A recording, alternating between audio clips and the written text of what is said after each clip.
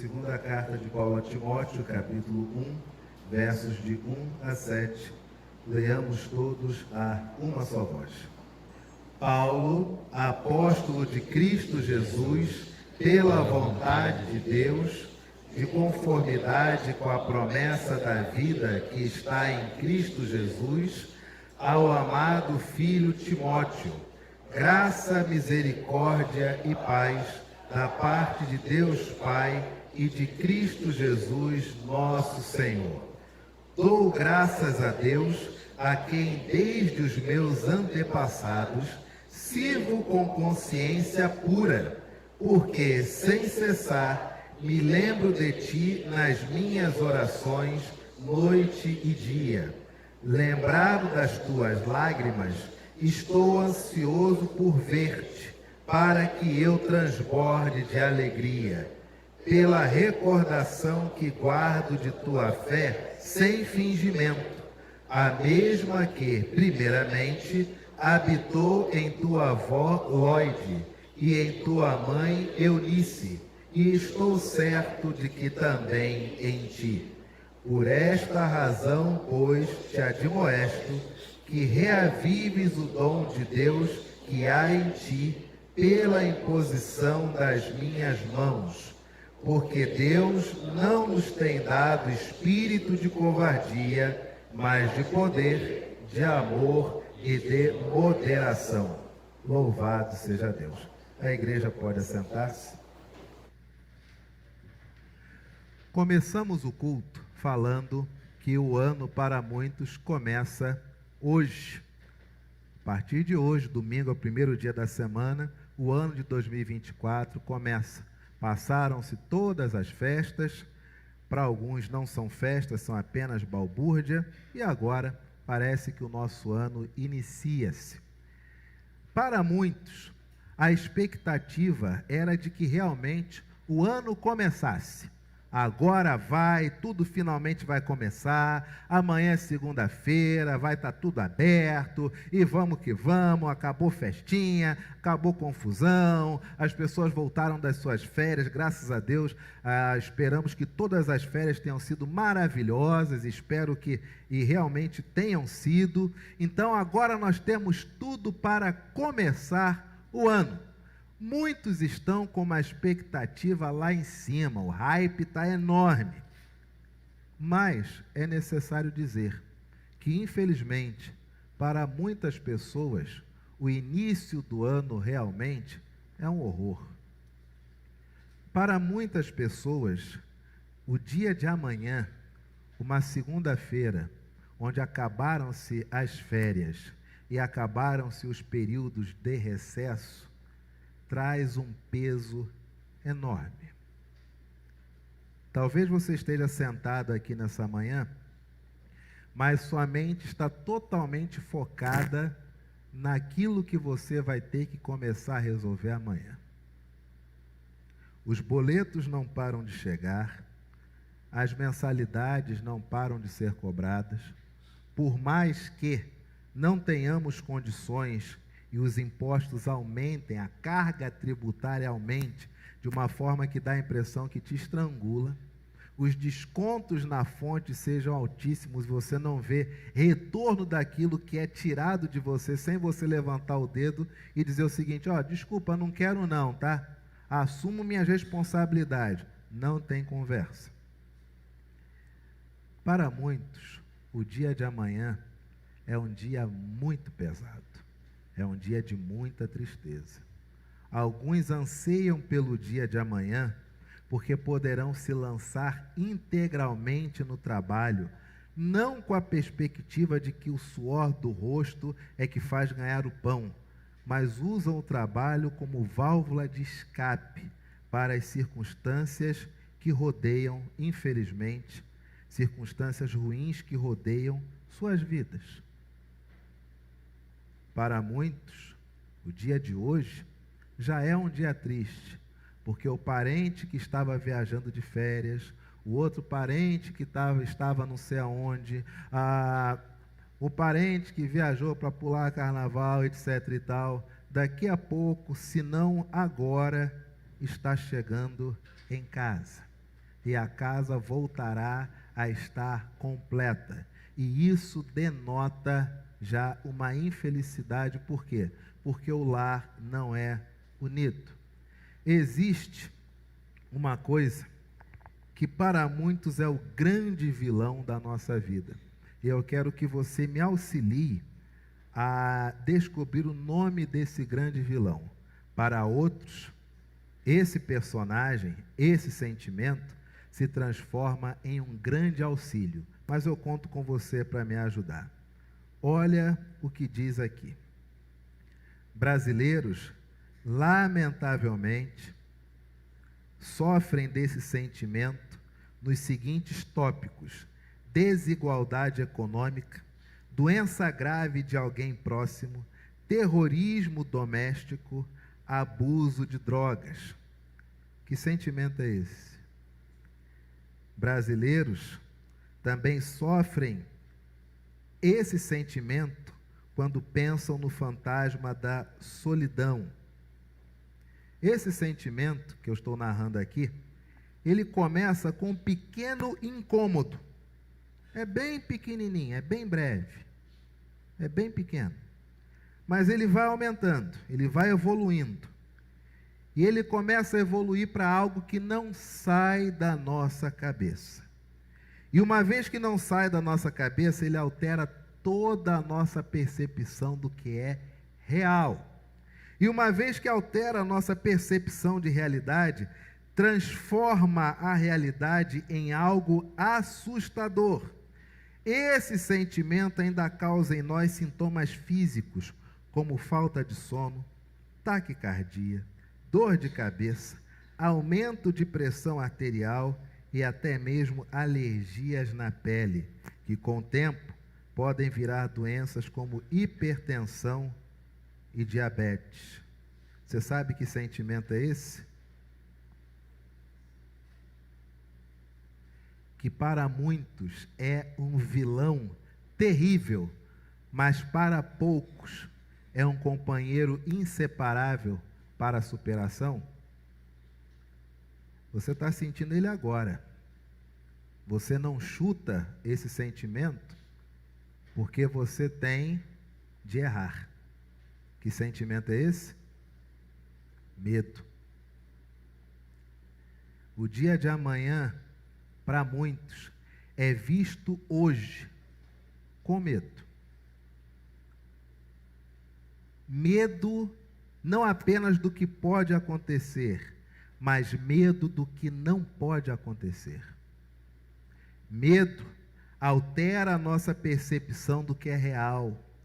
Quando nós temos medo, nós olhamos o mundo todo como algo totalmente assustador, tenebroso. E aí fazemos vários planos de contingência, como forma de sentirmos no domínio de nossas vidas, mas é apenas uma forma de mascarar uma coisa: medo. Sentir medo, claro que é normal. O medo é um sentimento inerente às espécies. Mas veja, infelizmente, nós como brasileiros, de acordo com uma pesquisa feita pelo relatório de tendências Ford na sua versão 2023, onde foram pesquisadas 16,100 mil pessoas em 16 países. O Brasil foram entrevistados 1.006 pessoas, e esses entrevistados acima de 18 anos. O Brasil, infelizmente, puxa a média global nas respostas negativas. O brasileiro hoje é maioria entre 16 países em ter medo, em sentir medo, quando se tratam dos seguintes temas: desigualdade econômica, doença grave de alguém, terrorismo doméstico, ou seja, crime, abuso de drogas. Outro item onde o brasileiro, infelizmente, fica à frente entre os demais 15 países entrevistados. O brasileiro também acaba sendo campeão ou empata em outro tema: solidão. O brasileiro hoje, brasileiro médio, tem uma tendência forte a ter medo de ficar sozinho. Para muitos, a solidão é um companheiro maravilhoso. Muitos aproveitam o momento a sós para poder organizar sua vida, estudar, ler, ser feliz. Para outros, a solidão é um retrato, é um espelho, é uma amostra de que algo na vida não está dando certo ou não deu certo. E só um instante, solidão não significa apenas estar sozinho fisicamente, porque muitos entrevistados moram em casas onde tem mais de uma pessoa, trabalham em locais de grande concentração de pessoas e sentem-se sozinhos.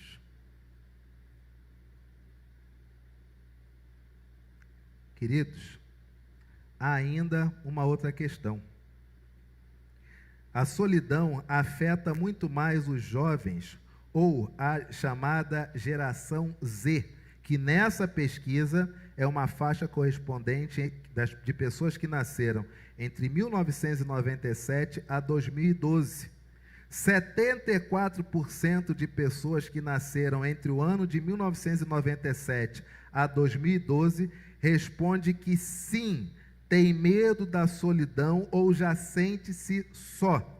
Enquanto os baby boomers, que nasceram de 46 a 64, metade diz que já se sente só ou tem medo da solidão.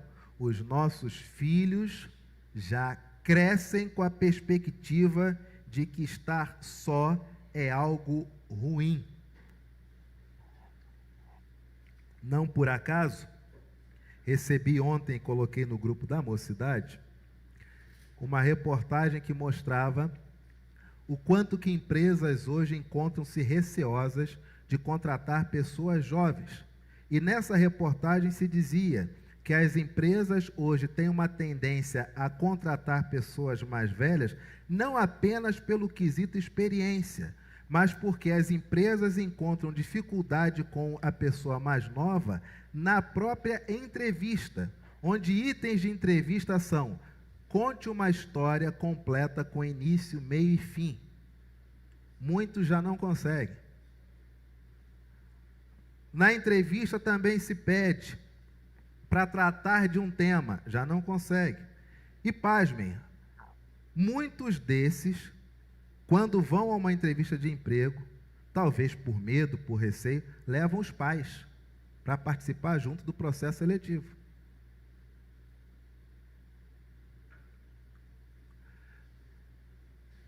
Imagine, nos próximos anos, o colapso que talvez teremos, quando as gerações que hoje são chamadas para trabalhar, daqui a 15 anos, já serão os mais idosos e não poderão ou não irão querer mais trabalhar. Tudo isso, presume-se, para esses jovens, é um aspecto, o medo de encarar uma entrevista de emprego. Claro, a pessoa gagueja, a pessoa fica nervosa, isso é natural. Mas levar os pais para não sentir-se só na frente de um entrevistador do RH, parece que o medo é uma coisa pouca. Mas quantas decisões na sua vida você tem que tomar, ou já tomou, mas não colocou elas em prática ainda, por quê? Medo.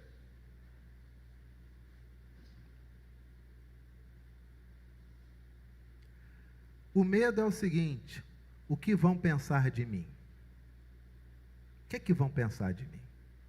Sabe aquele indivíduo que ele acha que se ele for bonzinho com todo mundo sempre, quando ele morrer vai estar lá numa lápide, fulano de tal, gente boa com todos, uma pena ter falecido. Aí ele vai se negando a tudo, até mesmo a se desenvolver como pessoa e ser uma pessoa melhor. Por quê? Medo. O que vão pensar? O que vão falar? O que vão dizer? O que fulano vai achar de mim? Medo. Quando nós temos aqui a carta de Paulo, que Paulo escreve a Timóteo, que coisa interessante. Presta bem atenção, igreja. Paulo, apóstolo de Cristo Jesus, pela vontade de Deus, de conformidade com a promessa da vida que está em Cristo Jesus, ao amado filho Timóteo, graça, misericórdia e paz, da parte de Deus Pai e de Cristo Jesus nosso Senhor. Dou graças a Deus, a quem, desde os meus antepassados, sirvo com consciência pura, porque sem cessar me lembro de ti nas minhas orações noite e dia. Quem é Paulo? Fariseu, judeu, cidadão romano, perseguidor dos discípulos de Jesus, que na estrada para Damasco ouve a voz de Jesus, que se identifica como Jesus, e Paulo chama para si o título de ser apóstolo aos gentios. Quando Paulo, um homem dessa envergadura, escreve a um jovem chamado Timóteo, e Paulo faz aqui uma retrospectiva da sua vida, eu dou graças a Deus, por quê? Desde os meus antepassados sirvo com consciência pura, e também, sem cessar, me lembro de ti nas minhas orações noite e dia. Se Paulo é esse homem, experimentado, viajado, corajoso, e ele escreve a segunda carta a um jovem, e ele não apenas escreve, mas coloca na carta, um homem como da minha forma, um homem semelhante a mim, que sirvo ao Senhor com consciência pura. Isso não vem de mim, é desde os meus antepassados. Eu me lembro de você, Timóteo. Em outras palavras, você se destacou. Eu me lembro de ti. E não apenas me lembro de você, mas eu oro por você todo dia, Timóteo. Talvez nosso pensamento seja, olha, se Paulo, um indivíduo desse, se lembra de um jovem, como é esse jovem? Esse jovem, no mínimo, é um indivíduo que pode sucedê-lo. Se Paulo é corajoso, esse jovem chamado Timóteo, então, se joga em tudo. É um indivíduo que, meu Deus, preparado por Paulo, com certeza é um jovem com o dobro da coragem, da impetuosidade, do brio de Paulo. Mas a Bíblia continua a relatar. Paulo vai escrever uma característica de Timóteo, onde ele diz, no final do verso 3, porque sem cessar me lembro de ti, nas minhas orações noite e dia, lembrado das tuas... Ué, o indivíduo que é convertido, o indivíduo que passa a pregar o evangelho, que vai até o colegiado de apóstolos e diz que ele é o novo apóstolo porque viu Jesus, o indivíduo que é escanteado no concílio de Jerusalém, o indivíduo que passa a plantar igrejas, o indivíduo que tem o entrevério com Pedro e fica com certo prejuízo ali, porque o concílio de Jerusalém é soberano. Esse indivíduo que escreve às igrejas, manda cartas, passa por perseguições sem fim, passa por várias ameaças de morte, é visto com antipatia até por certos cristãos, aposta suas fichas em um jovem, e a esse jovem ele diz, eu vejo você, eu me lembro de você, eu oro por você sem cessar. E sabe o que eu me lembro de você? Me lembro das tuas lágrimas. Olha o perfil de Timóteo. É um jovem lembrado porque chorava. Estou ansioso por ver-te, Paulo escrevendo a Timóteo, para que eu transborde de alegria, pela recordação que guardo do quê? Da sua inteligência, da sua impetuosidade, da sua forma como desenrolar os rolos da Talmud e lê-los, a voz amplificada. Não. A recordação que eu tenho de ti, Timóteo, que aqui não chegava nem a 19 anos, a recordação que eu guardo é da tua fé. Mas não é essa fé que o pessoal tem hoje, não. Que, desculpe, Igreja da Tijuca, não é nem fé, é crendice. As crendices, essa decoreba de textos isolados. Mas você manda o indivíduo, por exemplo, se debruçar sobre um tema, ele não tem fé para tratar aquilo. Ele não tem fé para resolver os problemas dentro de casa. Ele não tem fé para abrir um negócio, para fechar um negócio. Não é esse tipo de fé. Paulo diz que a fé de Timóteo, que é um indivíduo que Paulo lembra do quanto que ele chorava, é uma fé que não tem fingimento. É uma fé que não finge. Você imagine aquele indivíduo jovem, crente, discípulo de Jesus, fervoroso, mas que não é fingido. Que quando está bom, quando está ruim, quando é para chorar, ele chora, quando ele tem medo, ele diz que tem medo. E a palavra do Senhor, Paulo ainda escreve, e essa fé, sem fingimento, essa fé genuína, ela primeiro habitou em tua avó Lóide, e em tua mãe Eunice, e eu estou certo de que também em ti. Aí já dá para a gente começar a imaginar o seguinte: por que Paulo faz o retrospecto dele, Paulo, escrevendo? Porque ele vai fazer o retrospecto pessoal de Timóteo, a quem é endereçada a carta. Eu sirvo a Deus com consciência pura desde os meus antepassados, e você, Timóteo, eu me lembro da tua fé sem fingimento, que primeiramente veio de tua avó, foi para tua mãe, e eu tenho certeza que também está em você. Por essa razão, pois te admoesto que reavives o dom de Deus que há em ti, que reavives a força, que reavives os presentes, que reavives aquilo que Deus te deu. E esse dom, aquilo que Deus te deu, Timóteo, ele não pegou de volta, está em você. Igreja Presbiteriana da Tijuca, você que é presbiteriano, você que talvez tenha vindo da Batista, você que hoje é presbiteriano, quer ir para não sei aonde, não me interessa. Fato é, se você entregou sua vida a Jesus e você é nova criatura, o Espírito Santo está dentro de você. Tem Espírito Santo fingido? Tem Espírito Santo que só dá glória a Deus em música neopentecostal. Em hino não tem glória a Deus. É como se Deus não fosse glorificado em hino. Mas a gente passa batido, não tem problema não. Fato é que o Espírito Santo foi dado a todo aquele que entregou a sua vida a Jesus. E de acordo com as Escrituras atestam que ele é nova criatura. E sabe o que Paulo está dizendo a Timóteo?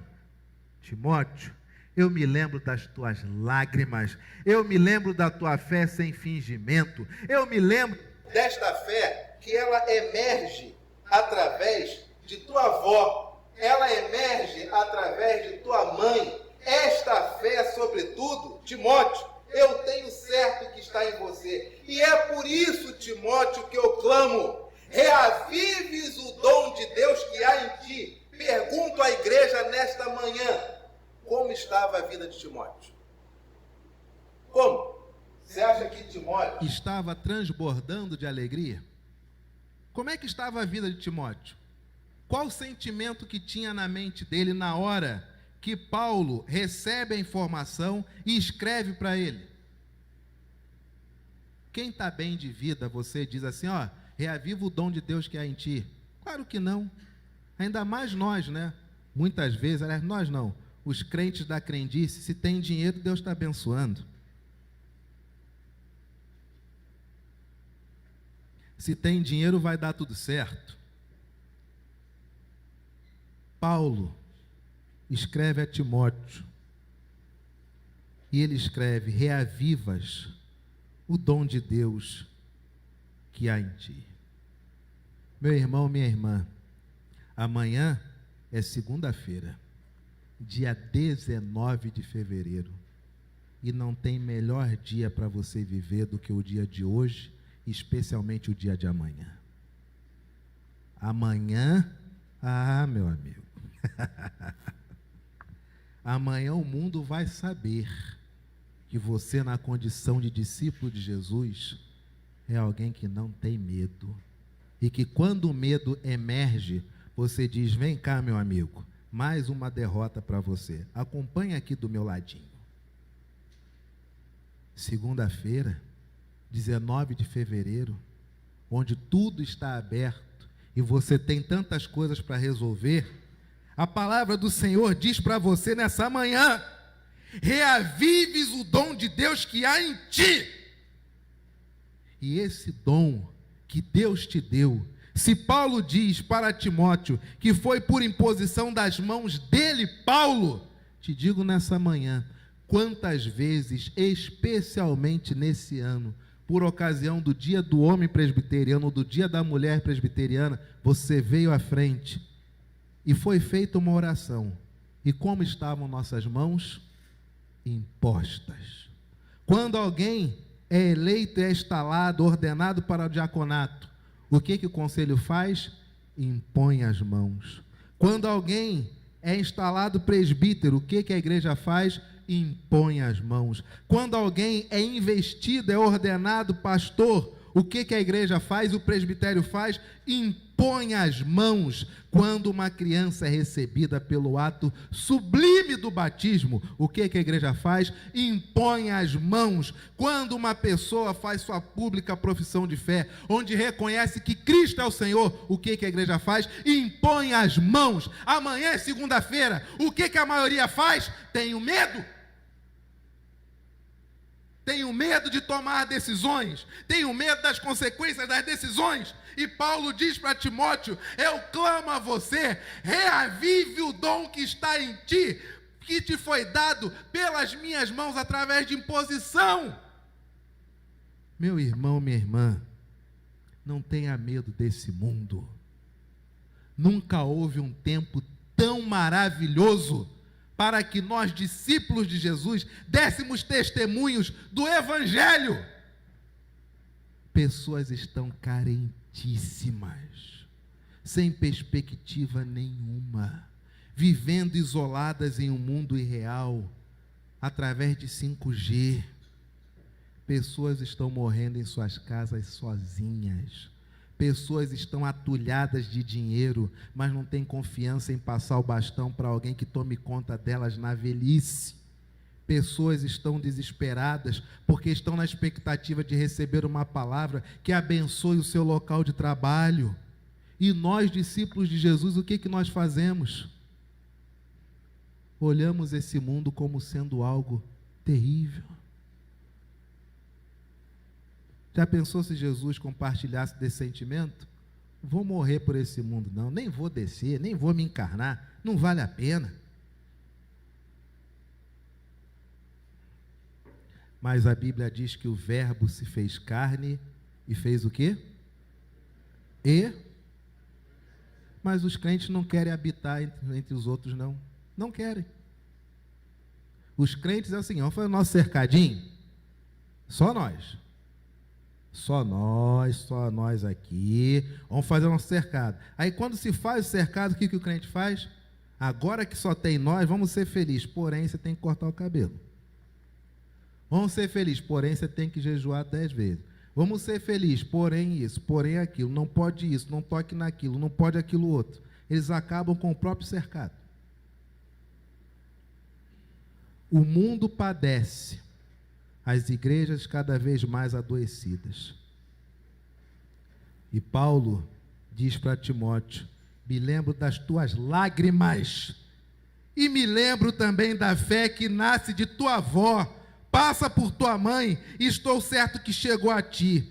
Por isso, baseado nelas, é que te digo: Timóteo, reavives o dom de Deus que há em ti, e esse dom está em ti, porque eu te impus as mãos. E Timóteo, uma outra coisa, Deus não nos tem dado espírito de covardia, Timóteo. O espírito que está dentro de você, Timóteo, não é um espírito covarde, Timóteo. O espírito que está dentro de você, meu irmão e minha irmã, não é um espírito de covardia, meu irmão e minha irmã. Não tenha medo desse mundo, até porque seu maior inimigo, sabe quem é? Você acha que é o mundo seu maior inimigo? É o mundo. O Jorge Soros vai até a tua casa e diz, vou te destruir. É ele? Estou velhinho, mas sou do mal há milênios, vou te destruir. Não. O Donald Trump vai na tua casa, eu sou capitalista, eu sou mal, vou acabar com você, eu vou te roubar. Não é ele, nem sabem quem você é. Então nem aí para você. Eles não dependem de você para nada. Teu maior inimigo é o diabo. Teu maior inimigo é o diabo, mas não é mesmo. Tem certas coisas que fazemos que não precisa nem da ajuda do diabo.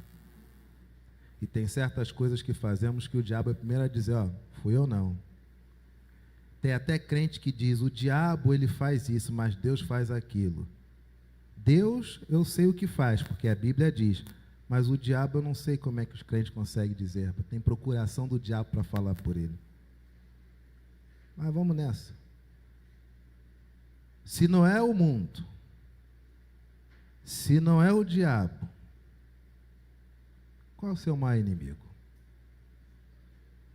Uma coisa que começa com V, já sabe o que é? Começa com V? Já sabe? Sabe ou não sabe? Responde, sabe? Você está com medo até no sermão? Imagina amanhã, bicho. Carnê do IPTU.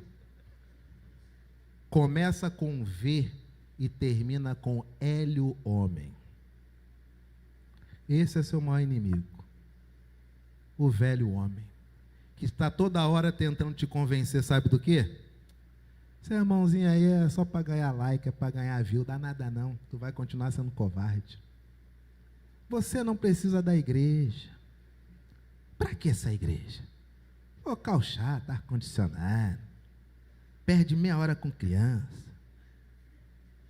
Os membros em si fingem, num cirquinho de fingimento, se cumprimentam, mandam beijinhos, dão mais de 5 abraços, mas durante a semana a gente sabe que não é assim, que não tem lugar perfeito.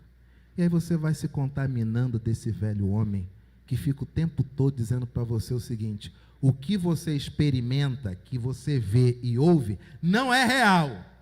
O que é real é o que você sente. Se tu sente medo, isso é real. Se tu sente pavor, isso é real. Se você sente susto, isso é real. Mas o que você está vendo e o que você está ouvindo não é real. E o velho homem te convence disso. O velho homem te convence de que a realidade não é real, mas de que as ilusões, que o pessimismo, que o pensamento que o tempo todo é voltado para a desgraça, isso é fato. E aí você não percebeu, meu irmão, você foi se acabrunhando ao longo do tempo, você foi diminuindo o seu ímpeto, foi diminuindo o seu brio, foi diminuindo a sua vontade, foi diminuindo o seu amor, foi diminuindo tudo, achando que você está se colocando em um local mais seguro, mas você só está com medo. Só isso. E te digo mais, o problema não é espiritual, porque medo não é uma coisa que só dá em crente. Você é um ser humano que só está com medo, que vê diabo em tudo. E uma vez que vê diabo em tudo, começa a ver o Espírito Santo em tudo. E participa de grandes batalhas espirituais que não tem eficiência prática no cotidiano para ninguém. Se tivesse, eu estava dentro de um hospital, numa ala de UTI agora, curando todo mundo e não está. Diz que mexe em principados e potestades, mas não para um tiroteio no morro. Não é real. Você só tem medo. E se investe de sofismas, ilações, pensamentos vazios, para dar legitimidade ao seu pensamento, que não é real. Por exemplo, você pode queixar-se de solidão.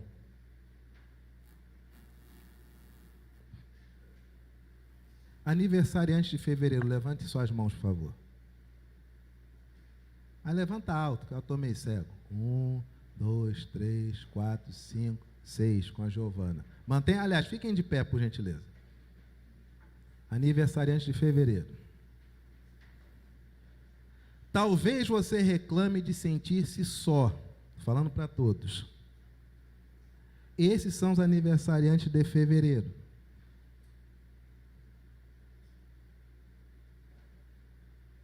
Se o sermão não fosse sobre medo, mas se fosse por algum outro tema, ao final do culto você iria pessoalmente a cada um deles pegar o telefone para dar parabéns no dia do aniversário? E no domingo seguinte você entregaria um marca-texto como um presentinho, parabenizando pelo dom da vida? Percebe por que você está só? Porque você acha que todo mundo só tem que ir até você, tu não vai a ninguém. Percebe porque você frequenta uma igreja? Não é só essa aqui não, não é só essa aqui não, tá? Você vai em qualquer lugar e você se enche de responsabilidades, mas não ganha amigos. Sabe por quê? Porque ao vem a mim, os aniversariantes estão aí. Podem sentar, obrigado, queridos. Domingo que vem me digam se vocês receberam no dia do aniversário oração, telefonemas, abraços. Reclamamos na educação no país. Temos aqui na igreja uma vice-diretora de uma escola pública. Da última vez perguntei para ela, minha irmã, de todos os cristãos que reclamam da educação, educação aparelhada, é isso e aquilo, quantas pessoas chegaram a você e disseram, minha filha, estou orando por você, estou de joelho dobrado por você, e talvez você pense, pastor, eu não falo porque não pode falar. Paulo até escreveu, Timóteo, eu estou orando por você. Timóteo, reavives o dom que há em ti. Estou escrevendo aqui, ó. Sou eu, Paulo, está assinado. Como faz bem você ouvir que uma pessoa está orando por você? Faz ou não faz bem, meu irmão? Como faz bem? De uma vez que eu estive internado, o reverendo Marcelo foi me visitar, e quando ele chegou, eu sabia que ele tinha culto à noite. Chegou no fim da tarde, falei, meu irmão, nem precisava. Que isso, Marcelo? Não, eu vim aqui orar com você. Que Marcelo não precisava, agradeço. Poxa, que gesto de carinho. Mas não precisava, Marcelo, você tem compromisso. Reverendo leu o texto, orou, me abençoou, me deu um beijo na testa, foi embora. Ele foi embora, eu virei para a Gleice e falei, Gleice, esse negócio de visita pastoral é bom, né? Olha como é que a gente fica. Eu nunca recebi visita pastoral, recebi com a minha Marcelo. Olha como é bom. Poxa, ele veio aqui, leu o texto, orou, me deu um beijo na testa, foi embora. Poxa, estou me sentindo legal.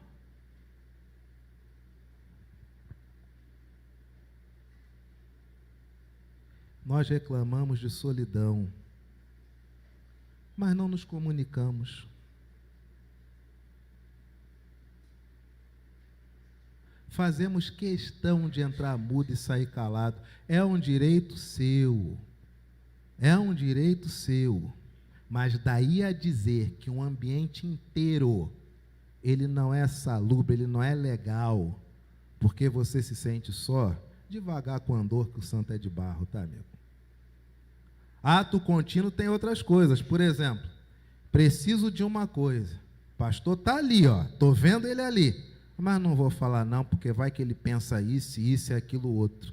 Aí vai, fala com o maior baú de todos, minha esposa. Amigo, o que você contar para a Gleice, tu não vai arrumar nada. Achando que vai chegar a mim, o que é dela que é para chegar a mim, não chega a mim. Certas coisas que ela faz, quando eu vejo, já fez. Eu digo, mas não vai perguntar nada não? Não, eu resolvi fazer, ficou bom, eu já fez, claro, ficou ótimo. Você reclama de não ter amigos, mas você é uma pessoa amigável. Você é aquele indivíduo que dá-se como amigo, ou tu gosta de uma meiuca de 2, 3, 4, onde tu é o centro e os outros são teus capachos, tu gosta de uma roda de fofoca para saber da vida dos outros. Você tem que definir, amigo.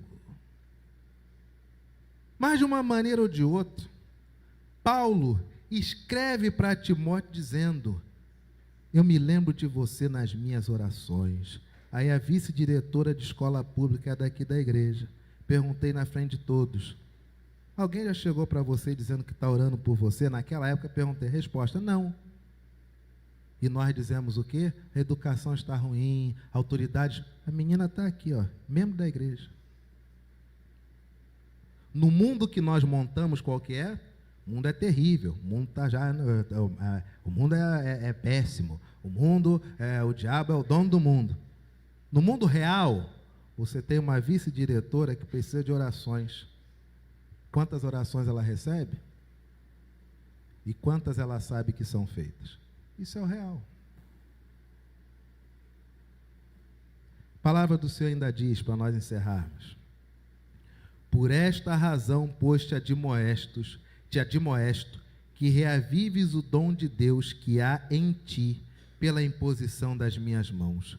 Porque Deus não nos tem dado espírito de covardia, espírito de medo, espírito de timidez, mas espírito de poder, que no original também pode ser traduzido por força, espírito de amor, espírito de moderação, ou, no original, domínio próprio. Pergunto: essa força que o apóstolo Paulo está falando para Timóteo, esse amor que Paulo fala a Timóteo, e esse domínio próprio que Paulo fala a Timóteo, tem a ver com quem? Com a igreja? Ele, na condição de um jovem pastor, ele precisava de tudo isso para poder pastorear a igreja. Esse é o tema de Paulo? É isso que ele fala?